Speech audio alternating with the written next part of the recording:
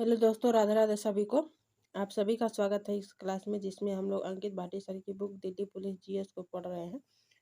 इसमें पहला चैप्टर इतिहास है जिसको हम लोग पढ़ रहे हैं।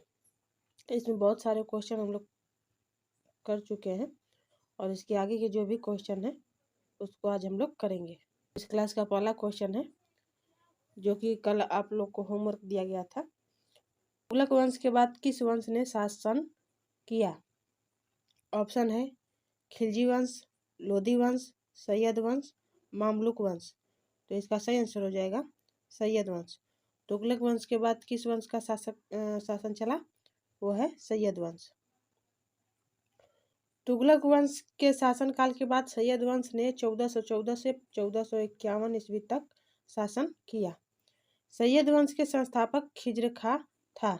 जो सैयद वंश का संस्थापक था वो कौन था? खिज्र खां। सैयद वंश के शासकों ने कुल 37 वर्षों तक शासन किया। जो सैयद वंश के जो शासक थे उन्होंने कितने वर्षों तक शासन किया? 37 वर्षों तक। अगला क्वेश्चन है, दिल्ली सल्तनत के तहत कौन सा राजवंश भारत में पहला अफगान पश्तून राजवंश था? ऑप्शन है लोधी, मामलुक, सैयद, खिलजी। तो इसका सही आंसर हो जाएगा लोधी वंश। जो दिल्ली सल्तनत के काल में जो कौन सा राजवंश था जो कि अफगान का पश्तून राजवंश था? तो हो जाएगा लोधी वंश। दिल्ली सल्तनत का पहला अफगान वंश लोधी वंश था। लोधी वंश ने 1451 से 1526 ईस्वी तक दिल्ली सल्तनत पर शासन किया था। जो लोधी वंश का काल था वो 1451 से 1526 ईस्वी तक चला था। यह दिल्ली सल्तनत का 5वां और आखिरी राजवंश था। जो लोधी वंश है वो दिल्ली सल्तनत का 5वां और आखिरी राजवंश था। लोधी वंश का संस्थापक बहलोल लोधी था। जो लोधी वंश का संस्थापक कौन था? बहलोल लोधी। सिकंदर लोधी बहलोल लोधी का पुत्र था। जो सिकंदर लोधी है वो किसका पुत्र था? बहलोल लोधी का। सिकंदर लोधी बहलोल लोधी का पुत्र था जिसने 1504 ईस्वी में आगरा की स्थापना की थी। आगरा की स्थापना किसने की थी? सिकंदर लोधी। और कौन सी ईस्वी में की थी? 1504 ईस्वी में। इब्राहिम लोधी सिकंदर लोधी का पुत्र था और दिल्ली का आखिरी लोधी सुल्तान था। जो इब्राहिम लोधी है वो सिकंदर लोधी का पुत्र था और दिल्ली का आखिरी लोधी सुल्तान था। लोधी वंश के संस्थापक बहलोल लोधी थे और जो उनका पुत्र था सिकंदर लोधी, और सिकंदर लोधी का पुत्र था इब्राहिम लोधी जो कि लोधी वंश का आखिरी सुल्तान था। अगला क्वेश्चन है, लोधी वंश की वास्तुकला में निम्नलिखित में से किस आकृति के मकबरे पाए गए हैं? ऑप्शन है अष्टभुजाकार, गोलाकार, वृत्तीय, बेलनाकार। तो इसका सही आंसर हो जाएगा अष्टभुजाकार। लोधी वंश के शासनकाल में बने मकबरे दो तरह के थे, चौकोर और अष्टभुजाकार। जो लोधी वंश के शासनकाल में जो भी मकबरे बने थे वो कैसे थे? चौकोर और अष्टभुजाकार। सिकंदर लोधी का मकबरा दिल्ली के लोधी गार्डन में बना है। जो सिकंदर लोधी का जो मकबरा है वो कहाँ बना है? दिल्ली के लोधी गार्डन में। यह मकबरा अष्टकोणीय आकार का है और इंडो इस्लामिक शैली में बना है। जो सिकंदर लोधी का मकबरा है वो अष्टकोणीय आकार में है और इंडो इस्लामिक शैली में बना है। इब्राहिम लोधी का मकबरा पानीपत में है। इब्राहिम लोधी जो कि सिकंदर लोधी का पुत्र है उसका मकबरा कहाँ पे है? पानीपत में। अगला क्वेश्चन है, लोधी वंश का संस्थापक शासक निम्नलिखित में से कौन था? ऑप्शन है दौलत खान लोधी, इब्राहिम खान लोधी, बहलोल खान लोधी, सिकंदर खान लोधी। तो इसका सही आंसर हो जाएगा बहलोल खान लोधी। बहलोल लोधी ने 1451 ईस्वी में लोधी वंश की स्थापना की थी। जो लोधी वंश है उसकी स्थापना कब हुई थी? 1451 ईस्वी में। और किसने की थी? बहलोल लोधी ने। बहलोल लोधी के बाद उसका पुत्र सिकंदर लोधी दिल्ली के सिंहासन पर बैठा। जो बहलोल लोधी के बाद उसका पुत्र जो सिकंदर है, सिकंदर लोधी, वो दिल्ली के सिंहासन पर बैठा। सिकंदर लोदी ने 1504 ईस्वी में आगरा शहर की स्थापना की तथा आगरा को अपनी राजधानी बनाया। जो सिकंदर लोदी है उसने 1504 ईस्वी में आगरा शहर की स्थापना की और उसे अपनी राजधानी बनाया। सिकंदर लोदी गुलरुखी शीर्षक के नाम से फारसी में कविताएं लिखता था। जो सिकंदर लोदी है वो कविताएं लिखता था किस भाषा में? फारसी भाषा में। और उसकी जो कविताएं होती थी उनका जो शीर्षक होता था वो है गुलरुखी। सिकंदर लोदी के बाद उसका पुत्र इब्राहिम लोदी गद्दी पर बैठा। सिकंदर लोदी के बाद गद्दी पर कौन बैठा? उसका पुत्र इब्राहिम लोदी। मुगल वंश के संस्थापक बाबर और इब्राहिम लोदी के बीच 1526 ईस्वी में पानीपत का प्रथम युद्ध हुआ। इस युद्ध में इब्राहिम लोदी पराजित हुआ। जो मुगल वंश के संस्थापक कौन थे? बाबर। और बाबर और इब्राहिम लोदी के बीच 1526 ईस्वी में पानीपत का प्रथम युद्ध हुआ और इस युद्ध में इब्राहिम लोदी पराजित हुआ। इब्राहिम लोदी इस युद्ध में पराजित हो गया। अगला क्वेश्चन है, डैश के वजीर मंत्री ने दिल्ली में मोठ की मस्जिद बनवाई थी? ऑप्शन है अलाउद्दीन खिलजी, सिकंदर लोदी, खिज्र खान, फिरोज शाह तुगलक। तो इसका सही आंसर हो जाएगा सिकंदर लोदी। सिकंदर लोदी के वजीर ने दिल्ली में मोठ की मस्जिद बनवाई थी।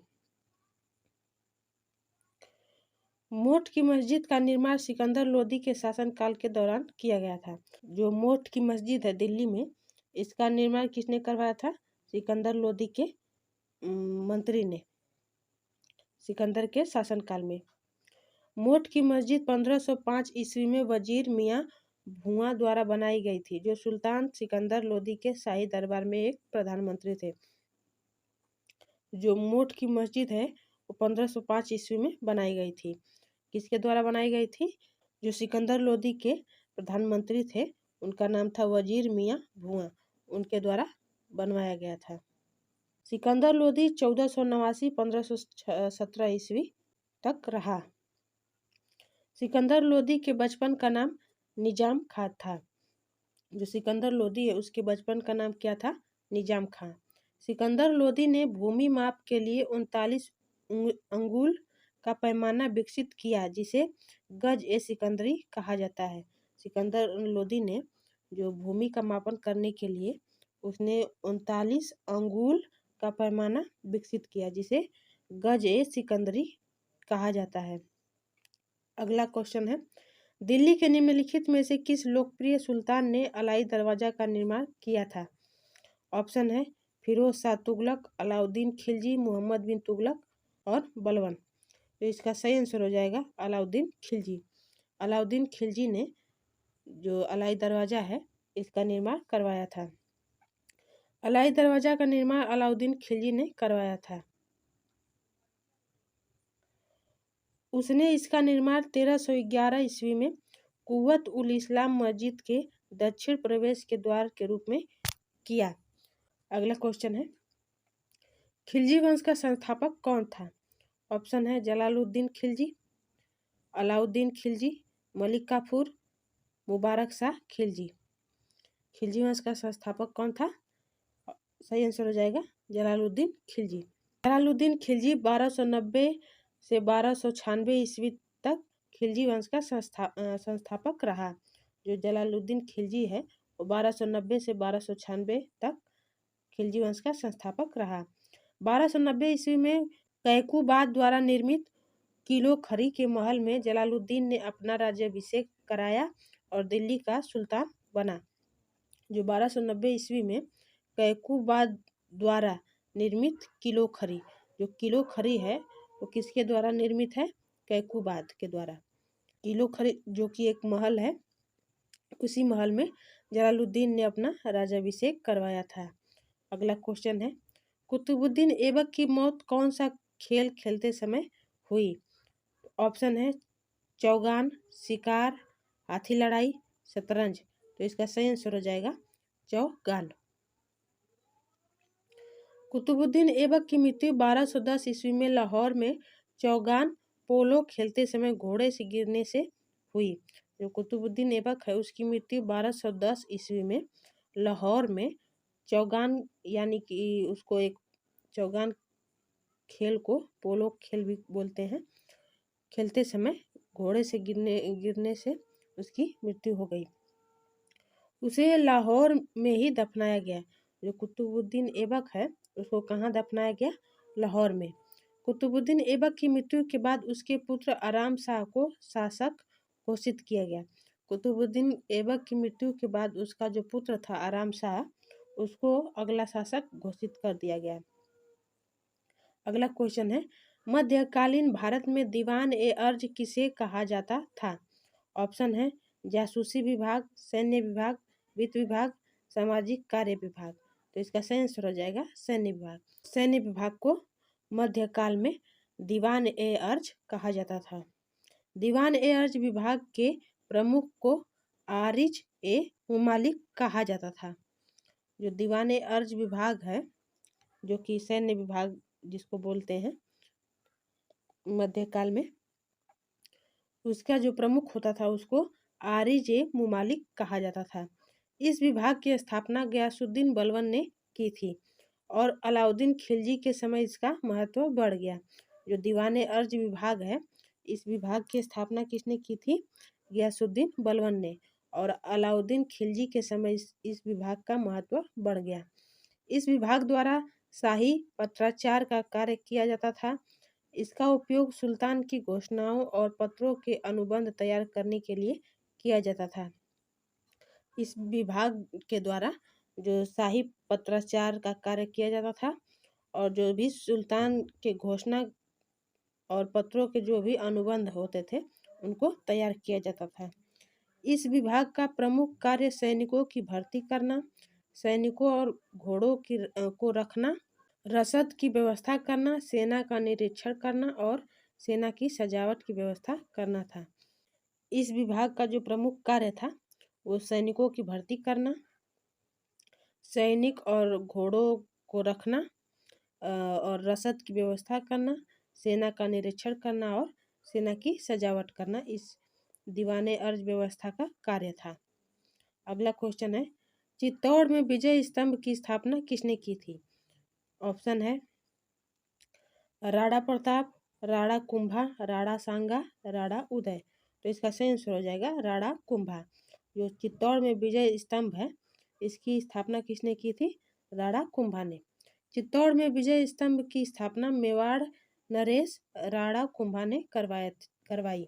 इसकी स्थापना राणा कुंभा ने महमूद खिलजी के नेतृत्व वाली मालवा की सेना पर विजय की याद में कराई थी। इसकी स्थापना राणा कुंभा ने महमूद खिलजी के नेतृत्व वाली मालवा की सेना पर विजय की याद में कराई। इसे स्मारक के रूप में वर्ष 1440 से 1448 ईस्वी के मध्य बनवाया गया था। अगला क्वेश्चन है, भारत में सिजदा प्रथा किसने शुरू की थी? ऑप्शन है इल्तुतमिश, कुतुबुद्दीन ऐबक, गयासुद्दीन बलबन, रजिया सुल्तान। तो इसका सही आंसर हो जाएगा गयासुद्दीन बलबन। गयासुद्दीन बलबन ने भारत में सिजदा प्रथा शुरू की थी। सिजदा और पैबोस प्रथा को गयासुद्दीन बलबन ने शुरू किया। जो सिजदा और पैबोस जो प्रथा थी उसको गयासुद्दीन बलबन ने शुरू किया था। सिजदा का अर्थ झुककर सुल्तान के चरणों में सलाम करना तथा पैबोस का अर्थ सुल्तान के पैरों को चूमना था। जो सिजदा का जो मतलब है वो है कि जो सुल्तान के चरणों में झुककर सुल्तान को सलाम करना, और जो पैबोस का मतलब है वो सुल्तान के पैरों को चूमना।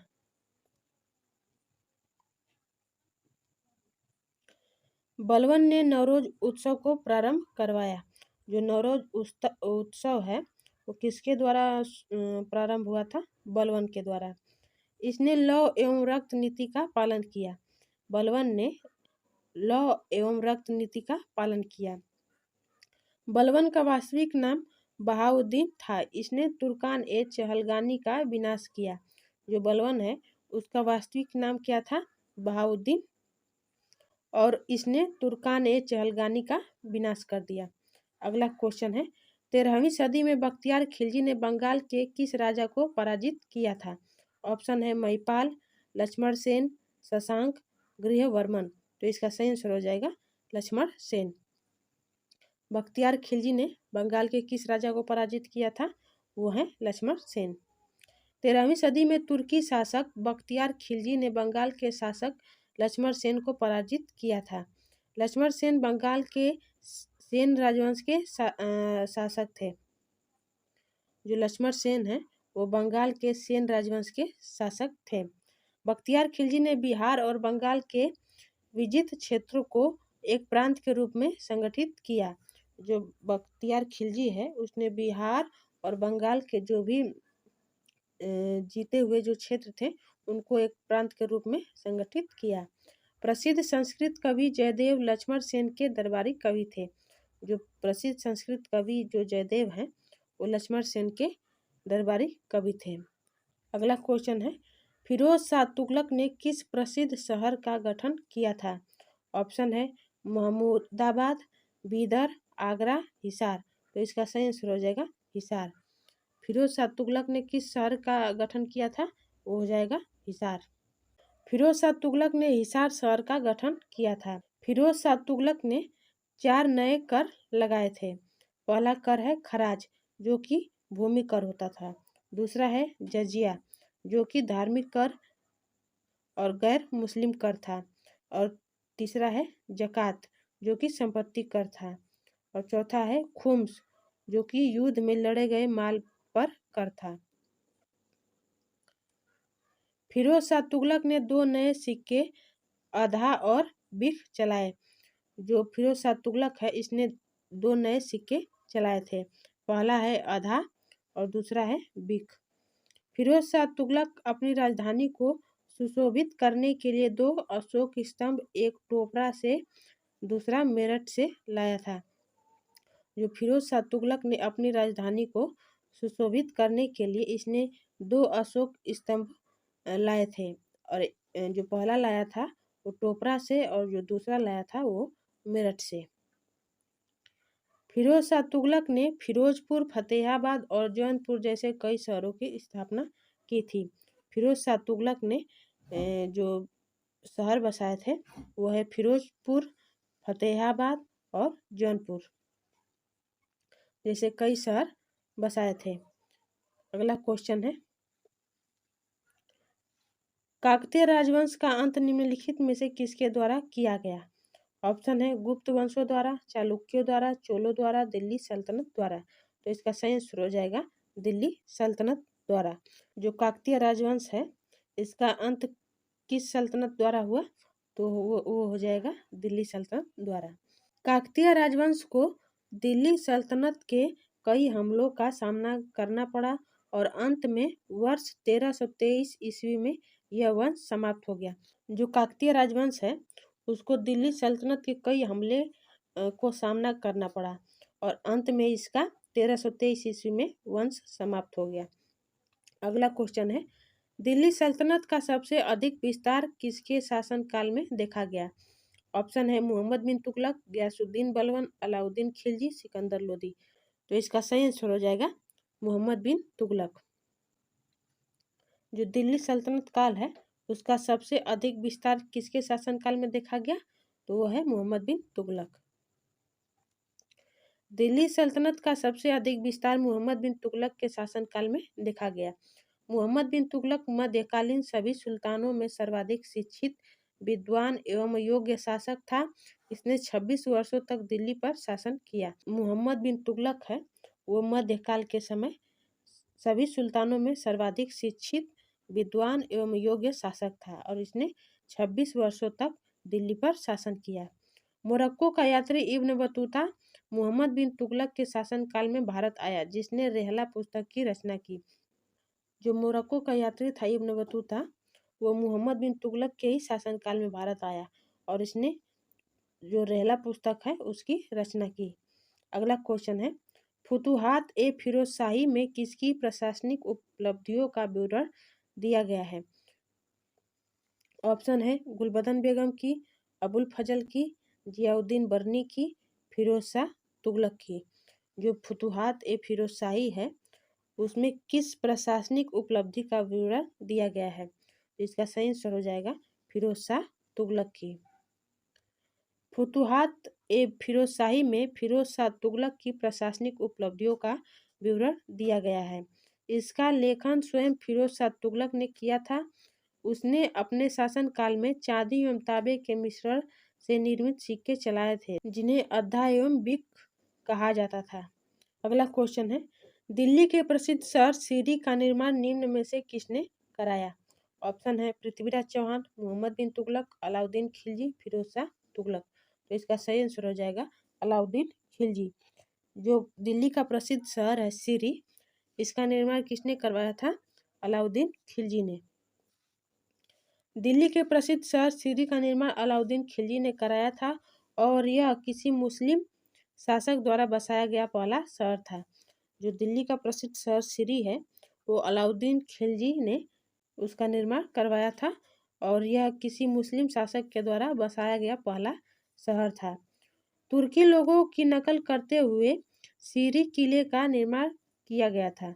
जो तुर्की लोग थे उनकी नकल करते हुए अलाउद्दीन खिलजी ने जो सीरी का किला है उसका निर्माण करवाया था।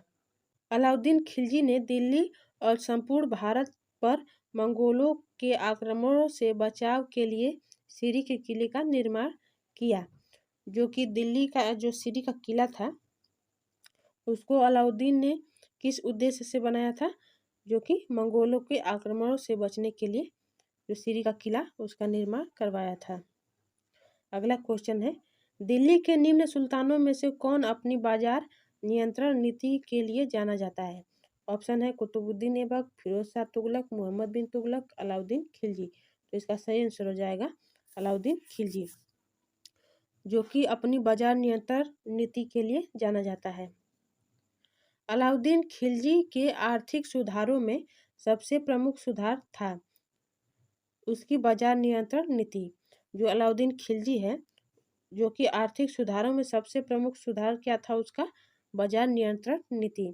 इसका उल्लेख बर्नी ने अपनी पुस्तक तारीख ए फिरोजशाही में किया है। जो अलाउद्दीन खिलजी का जो बाजार नियंत्रण नीति था इसका उल्लेख बर्नी ने अपनी पुस्तक तारीख ए फिरोजशाही में किया है। इस नीति में कुल 4 बाजार स्थापित किए गए थे। जो अलाउद्दीन खिलजी की जो नीति थी उसमें 4 बाजार स्थापित किए गए थे।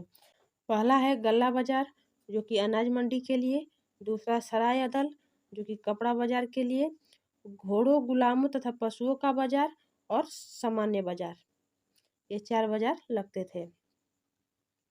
अगला क्वेश्चन है, निम्न में से कौन खिलजी वंश का प्रथम शासक था?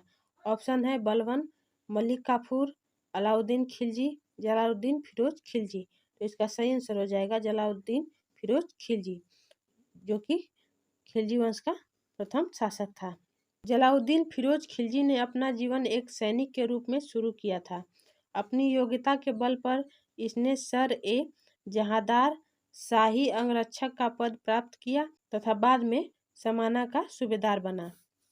जलालुद्दीन फिरोज खिलजी ने अपना जीवन एक सैनिक के रूप में शुरू किया था और अपनी योग्यता के बल पर इसने सर ए जहादार जो कि शाही अंगरक्षक का पद प्राप्त किया और बाद में समाना का सूबेदार बन गया। अगला क्वेश्चन है, दिल्ली के किस सुल्तान ने टंका और जीतल सिक्कों को प्रचलित किया? तो ऑप्शन है बलबन, अलाउद्दीन खिलजी, मोहम्मद बिन तुगलक, इल्तुतमिश। तो इसका सही आंसर हो जाएगा इल्तुतमिश। इल्तुतमिश ने टका और जीतल के सिक्कों को प्रचलित किया। इल्तुतमिश ने तुर्कान ए चहलगानी या चालीसा दल का गठन किया। जो इल्तुतमिश है उसने तुर्कान ए चहलगानी या चालीसा दल का गठन किया। इल्तुतमिश कुतुबुद्दीन ऐबक का उत्तराधिकारी था। वह दिल्ली सल्तनत का तीसरा शासक था। जो इल्तुतमिश है वो किसका उत्तराधिकारी था? कुतुबुद्दीन ऐबक का, और जो कि दिल्ली सल्तनत का तीसरा शासक था। जो मामलुक वंश से संबंधित था। मामलुक वंश को ही गुलाम वंश भी बोलते हैं। इसने लाहौर के स्थान पर दिल्ली को अपनी राजधानी बनाया। इल्तुतमिश ने लाहौर के स्थान पर दिल्ली को अपनी राजधानी बनाया। अगला क्वेश्चन है, तुगलकाबाद शहर की स्थापना किसने की थी? ऑप्शन है फिरोज शाह तुगलक, गयासुद्दीन तुगलक, मोहम्मद बिन तुगलक, महमूद तुगलक। तो इसका सही आंसर हो जाएगा गयासुद्दीन तुगलक। गयासुद्दीन तुगलक ने तुगलकाबाद शहर की स्थापना की थी।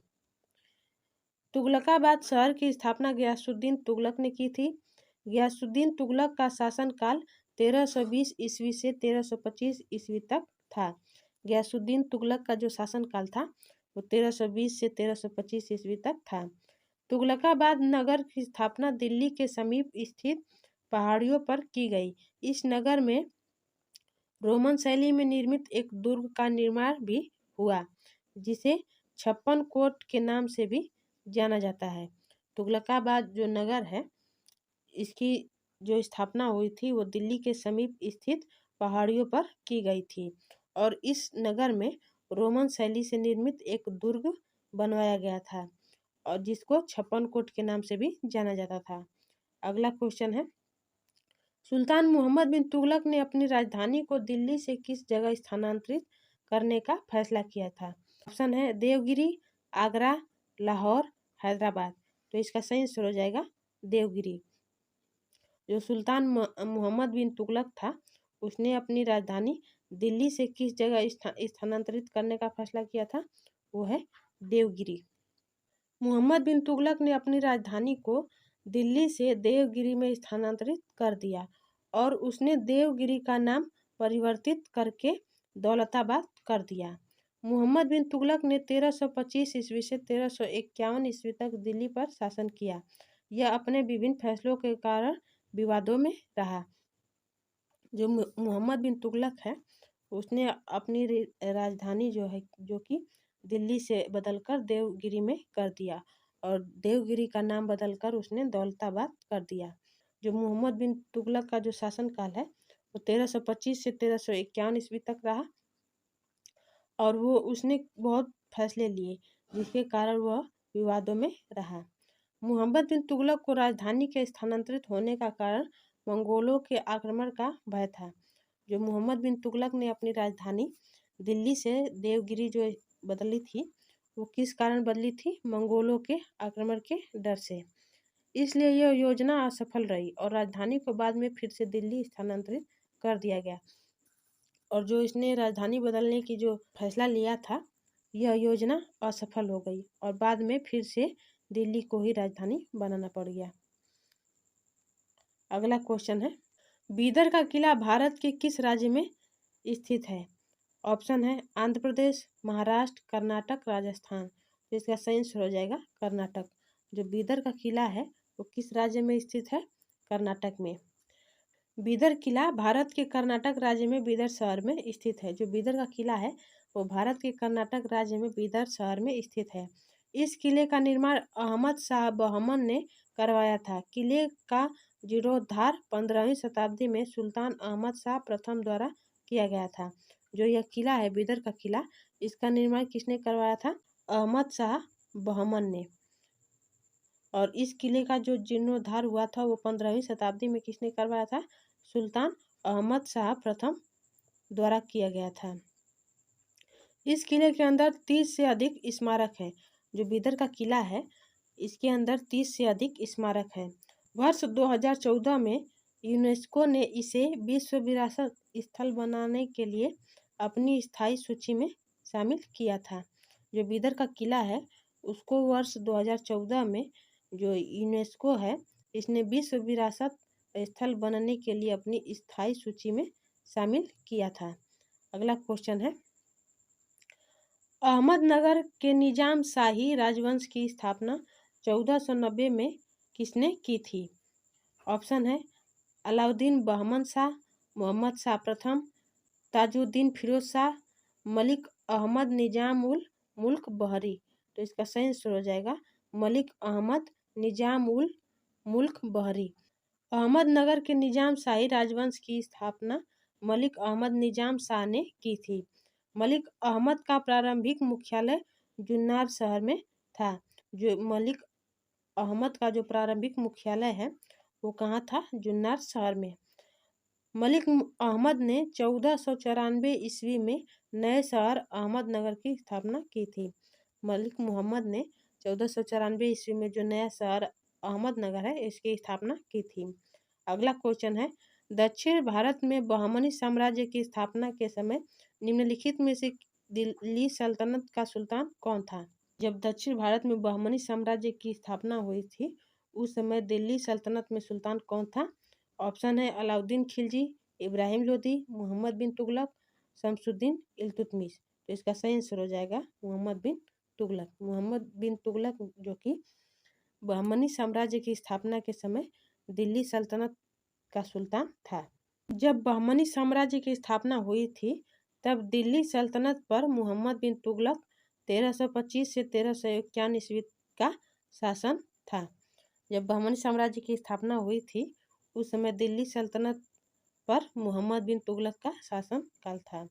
बहमनी साम्राज्य की स्थापना 1347 ईस्वी में अलाउद्दीन बहमन शाह हसन गंगू ने की थी। बहमनी साम्राज्य की जो स्थापना हुई थी वो कब हुई थी? 1347 ईस्वी में अलाउद्दीन बहमन शाह जो कि हसन गंगू ने की थी। अलाउद्दीन बहमन शाह दिल्ली सल्तनत के दरबार में एक सेवक थे। जो अलाउद्दीन बहमन है जो कि बहमनी साम्राज्य के संस्थापक हैं, वो दिल्ली सल्तनत के दरबार में एक सेवक थे। उसने मोहम्मद बिन तुगलक के खिलाफ विद्रोह किया तथा गुलबर्गा को अपनी राजधानी बनाकर दक्षिण भारत में बहमनी साम्राज्य की स्थापना की थी। जो अलाउद्दीन बहमन शाह हैं उन्होंने मोहम्मद बिन तुगलक के खिलाफ विद्रोह किया और गुलबर्गा को अपनी राजधानी बनाकर दक्षिण भारत में बहमनी साम्राज्य की स्थापना की थी। अगला क्वेश्चन है, बहमनी साम्राज्य की स्थापना किसने की थी? ऑप्शन है फिरोज शाह बहमनी, मीर जफर, मोहम्मद बिन तुगलक, अलाउद्दीन बहमन शाह। तो इसका सही आंसर हो जाएगा अलाउद्दीन बहमन शाह। अलाउद्दीन बहमन शाह ने बहमनी साम्राज्य की स्थापना की थी। बहमनी साम्राज्य की स्थापना अलाउद्दीन बहमन शाह ने की थी। अलाउद्दीन बहमन शाह को हसन गंगू के नाम से भी जाना जाता है। जो अलाउद्दीन बहमन शाह हैं जो कि बहमनी साम्राज्य के संस्थापक हैं, उनको हसन गंगू के नाम से भी जाना जाता है। उसने 1347 ईस्वी में बहमनी साम्राज्य की स्थापना की थी। बहमनी साम्राज्य की स्थापना कब हुई थी? 1347 ईस्वी में। इसकी राजधानी गुलबर्गा जो कि वर्तमान में कलबुर्गी कर्नाटक थी। वर्ष 1518 में बहमनी साम्राज्य का विघटन हो गया। बहमनी साम्राज्य का विघटन कब हो गया? 1518 ईस्वी में। इसके विघटन के बाद गोलकुंडा, बीजापुर, बीदर, बरार और अहमदनगर जैसे राज्यों का उदय हुआ। बहमनी साम्राज्य के विघटन के बाद जो गोलकुंडा शहर है, बीजापुर, बीदर, बरार और अहमदनगर जैसे जो राज्य हैं उनका उदय हुआ।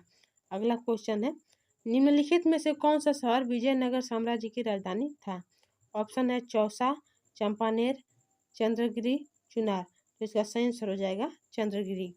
जो चंद्रगिरी है वो किस साम्राज्य की राजधानी है? विजयनगर साम्राज्य की। चंद्रगिरी विजयनगर साम्राज्य की राजधानी थी। हम्पी उत्तरी कर्नाटक में स्थित एक शहर था।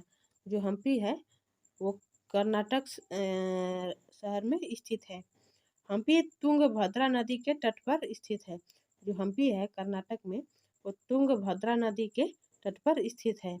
हम्पी में इन स्मारकों के समूह को वर्ष 1986 में यूनेस्को की विश्व विरासत स्थलों में शामिल किया गया था। जो कि हम्पी कर्नाटक में है। इसको यूनेस्को की विश्व विरासत सूची में कब शामिल किया गया? 1986 ईस्वी में।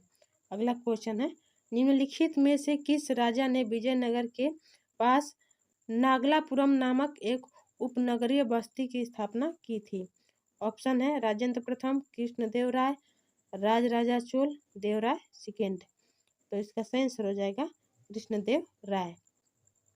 कृष्णदेव राय ने विजयनगर के पास जो नागलापुरम नामक उपनगर की बस्ती बसाई थी। विजयनगर साम्राज्य के शासक कृष्णदेव राय ने अपनी मां रानी नागल देवी की याद में नागलापुरम शहर की स्थापना की थी। जो नागलापुरम शहर की स्थापना किसने की थी? कृष्णदेव राय ने अपनी मां की याद में, और उनकी मां का नाम था रानी नागल देवी। कृष्णदेव राय तुलु वंश के थे। जो कृष्णदेव राय हैं वो किस वंश के थे? तुलु वंश के। कृष्णदेवराय को विजयनगर के शासकों में सबसे महान माना जाता है। जो कृष्णदेवराय हैं उनको विजयनगर के शासक जो हैं उनमें सबसे महान माना जाता है। इन्हें अभिनव भोज, आंध्र पितामह तथा आंध्र भोज के नाम से भी जाना जाता है। जो कृष्णदेवराय हैं उनको अभिनव भोज, आंध्र पितामह और आंध्र भोज के नाम से भी जाना जाता है। कृष्णदेवराय ने तेलुगु में आमुक्त माल्यद नामक पुस्तक की रचना की है। जो कृष्णदेवराय हैं उन्होंने तेलुगु में एक पुस्तक है जिसका नाम आमुक्त माल्यद, उसकी रचना की है। यह पुस्तक राज व्यवस्था पर आधारित थी। कृष्णदेवराय द्वारा जो रचित पुस्तक है और किस व्यवस्था पर आधारित है? राज व्यवस्था पर। डोमिंगो पायस पुर्तगाली यात्री ने कृष्णदेवराय को एक महान शासक और न्यायप्रिय राजा कहा है। जो एक पुर्तगाली यात्री है जिसका नाम डोमिंगो पायस है, इसने कृष्णदेवराय को एक महान शासक और न्यायप्रिय राजा कहा है। इसके दरबार में 8 तेलुगु विद्वान अष्टदिग्गज निवास करते थे। कृष्णदेवराय के दरबार में 8 तेलुगु विद्वान अष्टदिग्गज निवास करते थे। अगला क्वेश्चन और इस क्लास का लास्ट क्वेश्चन है, विजयनगर साम्राज्य और दक्कन सल्तनतों के बीच तालीकोटा की लड़ाई किस वर्ष में लड़ी गई थी? ऑप्शन है 1564 ईस्वी, 1561 ईस्वी, 1565 ईस्वी, 1556 ईस्वी। इसका सही आंसर हो जाएगा 1565 ईस्वी। जो विजयनगर साम्राज्य और जो दक्कन के सल्तनत के बीच जो तालीकोटा की लड़ाई हुई थी वो किस वर्ष लड़ी गई थी? 1565 ईस्वी में। तालीकोटा की लड़ाई जनवरी 1565 ईस्वी में लड़ी गई थी। जो तालीकोटा का युद्ध हुआ था 1565 ईस्वी में हुआ था। यह लड़ाई दक्कन क्षेत्र में विजयनगर साम्राज्य तथा दक्कन सल्तनतों जैसे अहमदनगर, गोलकुंडा, बीदर और बीजापुर के बीच हुआ था। जो तालीकोटा की लड़ाई हुई थी जिसमें विजयनगर साम्राज्य के और जो दक्कन के सल्तनत जो भी शहर थे जैसे अहमदनगर, गोलकुंडा, बीदर और बीजापुर, इनके बीच हुआ था। तो अभी यहाँ पे हमारे क्वेश्चन जो हैं वो ख़त्म होते हैं और इसके आगे के जो भी क्वेश्चन होंगे उसको हम लोग कल करेंगे। आई होप आप लोगों को ये क्लास पसंद आई होगी। Like, comment, share and channel को सब्सक्राइब कर लीजिएगा। तो मिलते हैं अगले क्लास में। सभी को राधे राधे। Thank you.